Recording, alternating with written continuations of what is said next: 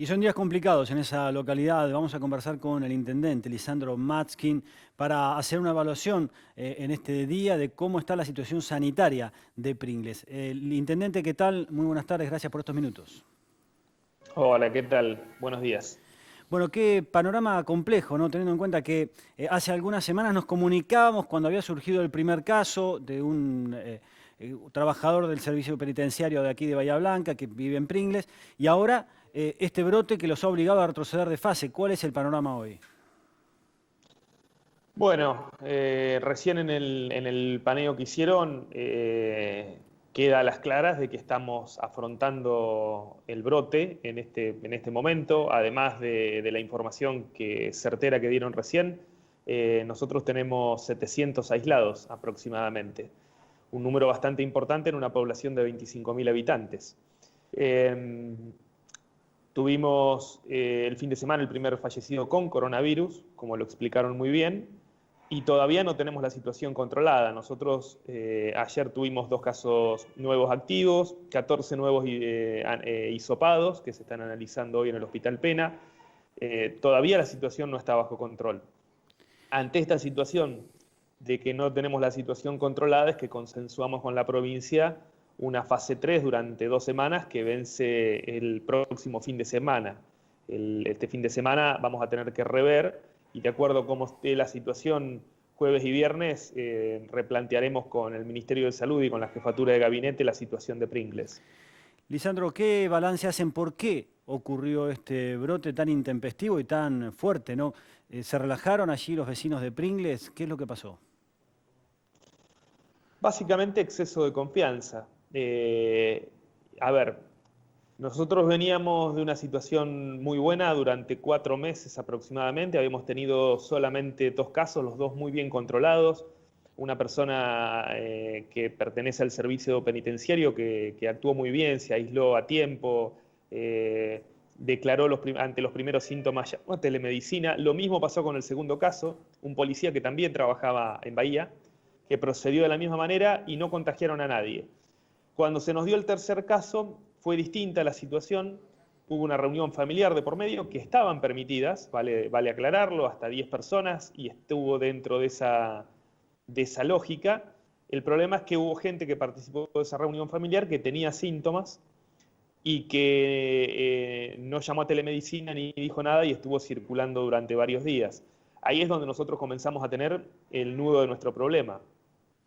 Después, cuando comienzan a hacer los seguimientos epidemiológicos, yo lo he venido contando estos últimos días, uno de los factores que resaltó fue el hecho de que muchas de las personas que se contagiaron habían compartido el mate. No todas, pero sí muchas habían compartido el mate, con lo cual se transformó en uno de los factores de contagio más importantes. Y nosotros vinimos durante meses y meses remarcando que no se comparte el mate, que el mate tenía que ser individual, y evidentemente o nos hemos equivocado en la manera de comunicarlo o no hemos profundizado de la debida manera o nos confiamos como sociedad. Y yo creo que el punto estuvo en esto último. Creo que nos confiamos como sociedad de que estábamos realmente muy bien y nos terminó pasando factura. Que es un caso emblemático, ¿no? Porque este tipo de situación se puede replicar en cualquier ciudad, porque evidentemente hay ciertas costumbres que hay que adquirir, esté o no el virus circulando.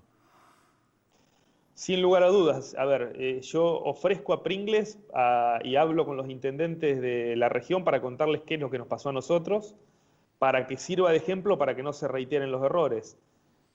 Nosotros hasta hace 2 semanas atrás estábamos en una situación muy pero muy buena. Teníamos un solo caso activo y controlado, totalmente aislado. Y de un día para el otro toda la situación y el trabajo que habíamos hecho durante 4 meses lo perdimos. Con las consecuencias que eso ha tenido, porque una fase 3 lo que significa, por ejemplo, es que muchos comercios no pueden abrir, significa que la construcción privada no pueda trabajar, que las empleadas del servicio doméstico no puedan concurrir a sus trabajos.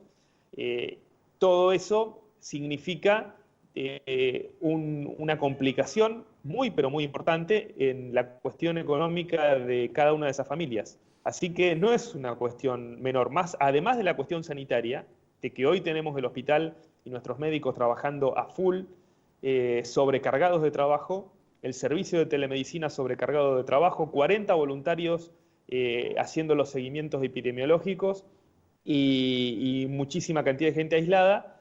Lamentablemente un fallecido con COVID, una de las cuestiones más tristes que nos ha pasado en estos últimos días, además un perjuicio muy grande desde el punto de vista económico. Así que realmente nos costó muy pero muy caro, y lo que nos pasó a nosotros nos tiene que servir para aprender a nosotros mismos y no reiterar este mismo error cuando salgamos adelante de esta situación, porque la vamos a poder transitarlo y vamos a salir adelante. Tiene que servirle de ejemplo a los demás para que no nos pase lo que nos pasó a nosotros. ¿Hasta cuándo van a permanecer en fase 3? ¿Ustedes tienen alguna planificación o están esperando la evolución de los datos? Como hipótesis de mínima, hasta el viernes inclusive, o sea, hasta el fin de semana. Como hipótesis de máxima no lo sabemos y va a depender de cómo evolucione el día a día. Lo evaluaremos el fin de semana con el comité de crisis y con el jefe de gabinete de la provincia, con quienes estamos permanentemente en contacto. Intendente, gracias por el panorama y nuestro abrazo a toda la gente de Coronel Pringles en este momento. Muchísimas gracias y gracias por estar en contacto con nosotros.